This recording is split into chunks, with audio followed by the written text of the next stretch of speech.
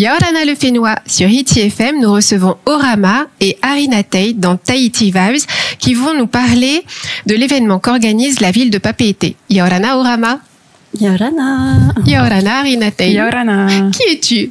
Alors, Arina Tei, je travaille pour la ville de Papeete depuis très longtemps. 16 ans, je crois, cette année, je sais plus. 15 ans.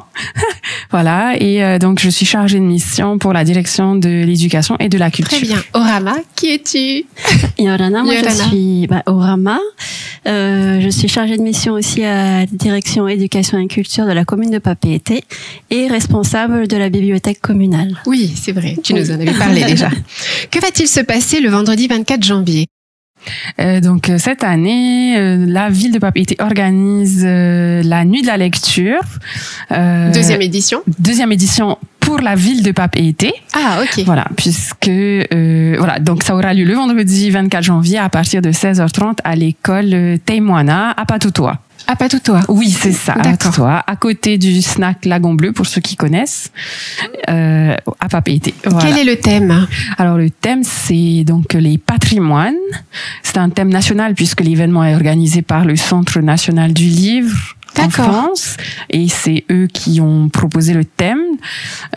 Donc nous avons décidé de reprendre le thème et de le décliner également sous la forme de, on va dire, des 5 continents, comme pour rester un peu sur le thème des Jeux Olympiques.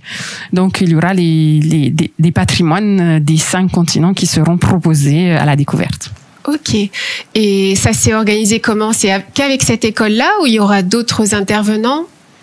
Alors, l'événement se tient dans l'école Teimoana parce que le public cible de la commune et de la bibliothèque, ce sont les familles qui sont un peu éloignées du livre, et donc essentiellement les familles de nos quartiers. Donc c'est pour ça qu'on s'est installé dans cette école parce qu'elle est accessible. Bien, voilà, elle est accessible. L'année dernière, on avait fait notre première édition. Il y a beaucoup de familles qui sont venues, donc ça marche bien.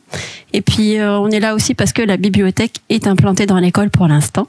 Ah, c'est là qu'elle est alors. Voilà. Cette fameuse bibliothèque. Voilà. Combien de livres?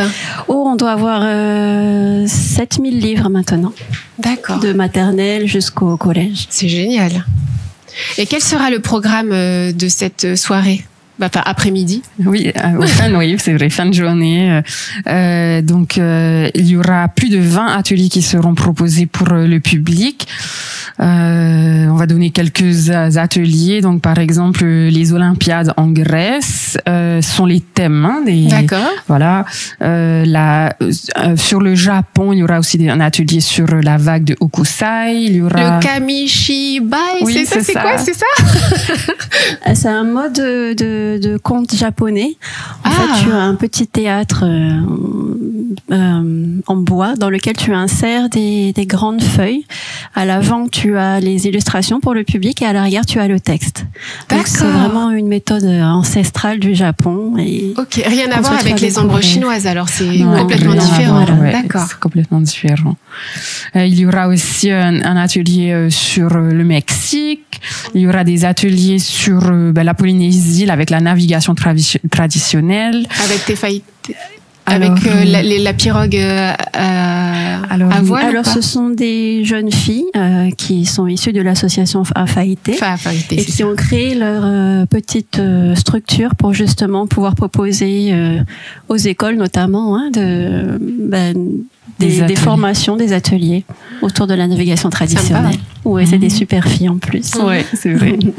Et il y aura aussi un atelier sur l'Afrique, donc plusieurs ateliers sur l'Afrique qui sera également représenté. On aura également des stands culinaires, de dégustation donc du patrimoine culinaire, puisqu'il y aura des stands d'Italie, du Japon, d'Afrique et des États-Unis.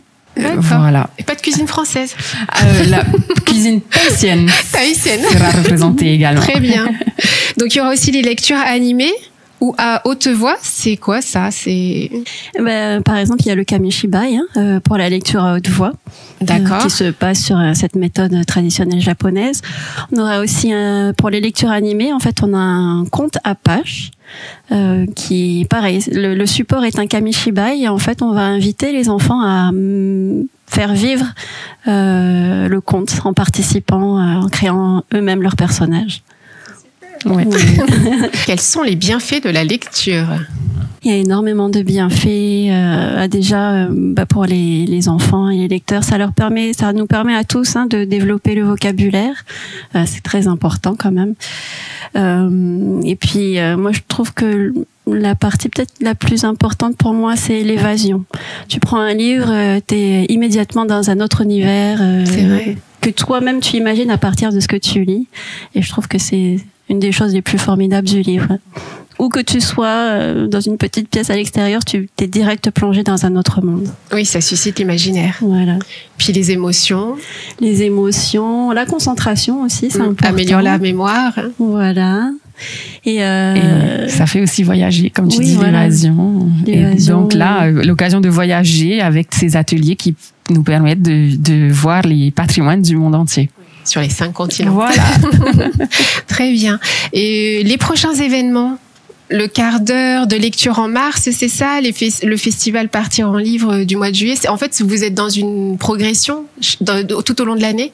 Alors, on essaye en fait, ce sont des événements déjà mis en place par le Centre national du livre, qu'on essaye de mettre en place nous, au niveau local, à notre niveau. Il y a aussi d'autres structures qui mettent en place ces événements. Il y a la Maison de la Culture qui fait sa nuit de la lecture aussi. La Maison de la Culture depuis quelques années, la bibliothèque universitaire aussi. Ah oui. Et cette année, le musée aussi de Tahiti. C'est super. Oui, voilà, c'est ça. Donc là, on touche vendredi tous les publics, de petits jusqu'à...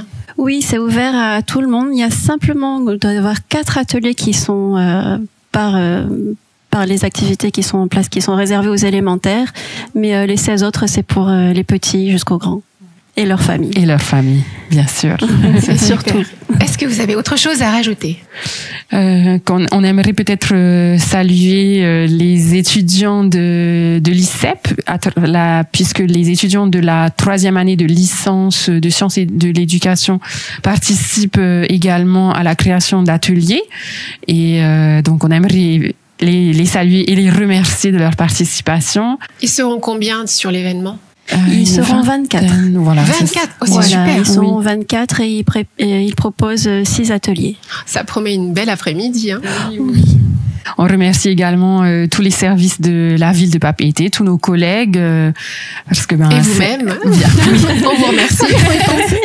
Voilà, puisque c'est un travail communal, c'est un travail d'équipe qui fait que qu'on propose ça on a la possibilité de proposer ça pour les familles. Et on remercie aussi les services civiques qui participent à la mise en place de l'événement, ainsi que nos collègues de la bibliothèque. Merci. Est-ce que j'ai oublié quelqu'un? Non, il doit y avoir tout le monde. Ouais. Eh bien, merci à vous deux. Vendredi 24 janvier de 16h30 à 20h30, venez nombreux à l'école Taïmoana de Patutoa pour la nuit de la lecture à Papeete. Une buvette payante sera disponible sur place pour les petites fins. Nana les filles, merci, à bientôt. À bientôt. Vous pouvez nous réécouter sur la chaîne YouTube et la page Facebook Hiti FM Tahiti. Et merci d'être avec nous sur Hiti FM.